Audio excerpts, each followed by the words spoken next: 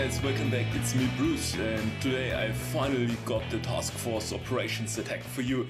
And it took ages, but now we are here, and I will attack Operation Sour Grapes now, the map Atlas. And it's a level 78, and it only gives 68 force points, so you might assume it's pretty easy.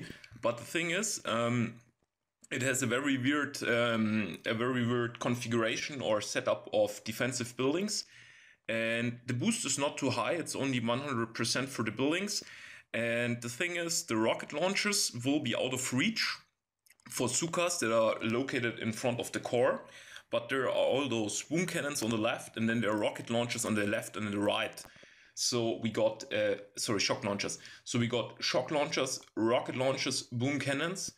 And yeah, in any way, it's not really too difficult, but it's also not the easiest map, considering that it's only a 78. And yeah, anyway, no further talking. I've loaded up 4 boats of heavies and 4 boats of Hookas. And yeah, let's get into it, guys. Attack. And I will, the first thing I will do is I will barrage the rocket launchers on the right, because I want them gone. That's very important for me. And hopefully they go down with 2 artillery shells and 2 barrages. And I think I might need 3 artillery shells, which is very unfortunate. Yeah, there we go. Also, I tossed 2 barrages. This is a little bit weird, so I don't know what happened there exactly, but I will now take down the second pair of shock launchers. Because shock launchers, they can be so annoying sometimes. It's really bad. So, and I hope this works. Now I need 2 more artillery shells. Okay, this is getting a little bit dangerous now, guys. Because I need the gunboat energy for shocking the boom cannons in the beginning. So I will land the heavies first, and then I will land the Hookas. And I will obviously need to shock that thing here first. That's very important. And now let my troops deal as much damage as possible, and then immediately shock again. And yeah, I need a shock fast. There's the shock coming now. There we go. I got the rocket launcher. That is very important. And now a shock for the boom cannons and the rocket launcher, the shock launchers. And I really need a medkit there so that I don't lose my Hookas. And I've already positioned myself behind the core. And the Hookas are doing so much damage, guys. I will now flare the core, toss 1 more medkit, and there we go. Atlas goes down without any major problems. And I will now quickly pause the video and wait for all other people to finish their attacks, and then go through the replays and upload it. And at that point, I have a special shout out to Kali007. I'm so sorry, mate, that it took so long. Also, all my subscribers and all my people who watch my videos, sorry that it took so long to bring you the next operations attack.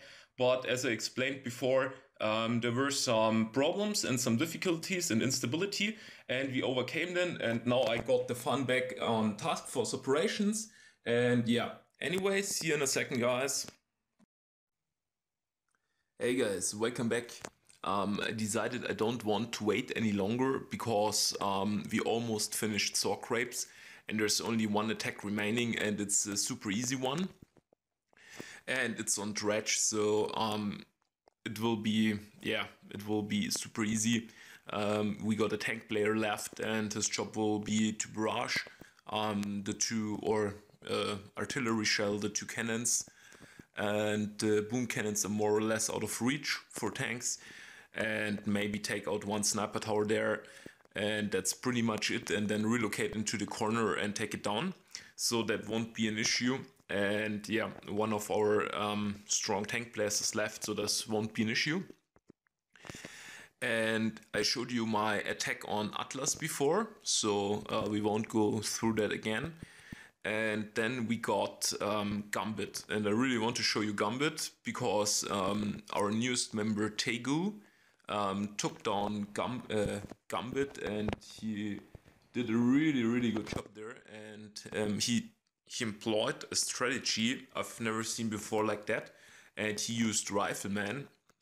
So let's check it out. Riflemen are level 18. and I would have expected him to go over the right because there's only one rocket launcher, and then just circle the entire map to the back of the core. But amazingly enough, he did something completely entirely different. And it's really, really cool attack what he did there, so wait for it. Yeah, there you go. He's actually going over the left side, and look at all those riflemen. It's sheer numbers of riflemen. Crazy. Looks so cool when they're all running from the boats in a line, but it looks like the pathfinding for riflemen sucks a little bit. I'm not sure, but yeah. Anyway, he relocated his rifleman in the corner, and then he flared again.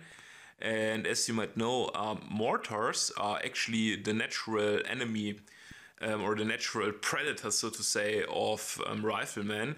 And so I was really, really surprised that he would choose that path. But then again, it only makes sense because mortars do need a long time to turn.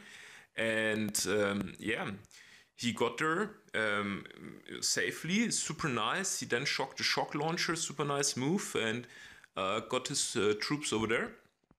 And yeah, now the shock launcher is actually shooting on him, but it seems like it's no problem, and the rifleman can take it. And look at this number of riflemen, guys. This is really amazing. Yeah.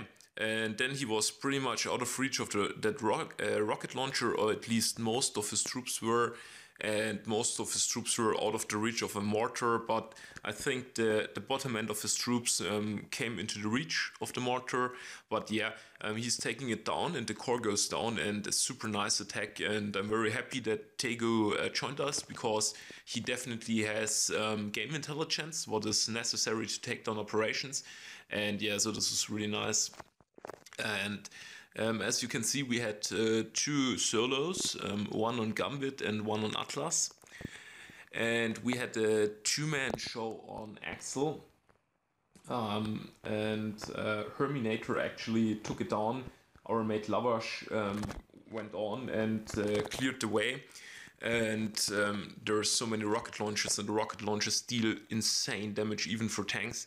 And then Herm brought it home. So he brought five boats of tanks apparently. He's taking down the cannons above the core. Yeah, I guess he's going over the top left and trying to take out the cannons there, shocking the other cannons, and then approaching the core. And yeah, I already got it on 2x speed, so let's leave it with that. Again, there's the famous tree on Axel. It somehow became almost what do you say? Yeah, it's the vibe about the tree is amazing. Anyway, okay, he flared to the rocket launchers, and yeah, this is what I expected. He's now shocking the cannons, and one tank is going on his own, but that doesn't seem to be a problem at all. And as long as he doesn't run out of shocks, he should be fine. And it looks like he still got shocks.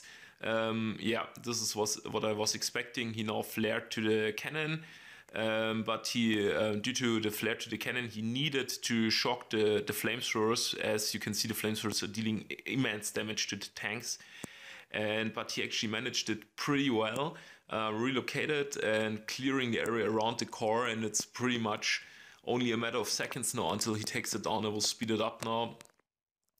And shortly before the explosion, I will go back to 1x speed. There we go.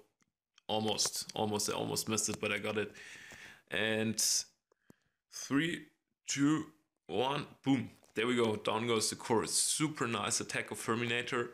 Very, very nice, especially since this version of Axel was boosted up pretty much. And yeah, the rocket launchers, they are so intense. And after the decrease in tank HP, rocket launchers are even more deadly now. But yeah, apparently it's no problem for the guys, and they did a really good job there. And let's go to Machina. Machina is pretty standard. I think I won't go through the entire thing. I will just show the first attack on Machina, and then you get an impression of how it goes down. because it's this really big map with the core in the left corner. And the first guy went ahead with warriors, and his job was to take down boom cannons as many as possible. And the boom cannons, they have 12k health, and then there was a boost of about, I think, 40k health, so super intense boost. And yeah, it was super important that those boom cannons go down. And he located his troops there safely. He almost got killed by the mines, but luckily that wasn't the case. He's tossing 2 more medkits now, I guess, against the rocket launchers, which makes sense. And yeah, he's shocking the shock launcher again, very important. And the cluster of the 4 boom cannons is going down. And as you can see, his warriors getting torn apart. And he's tossing out 1 more barrage. And yeah, pretty intense. But yeah, it really doesn't.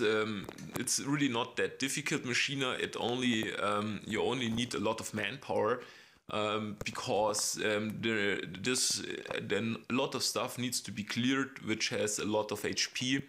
And so depending of the version of Machina, you just need to clear that thing until someone can sneak through and take it down.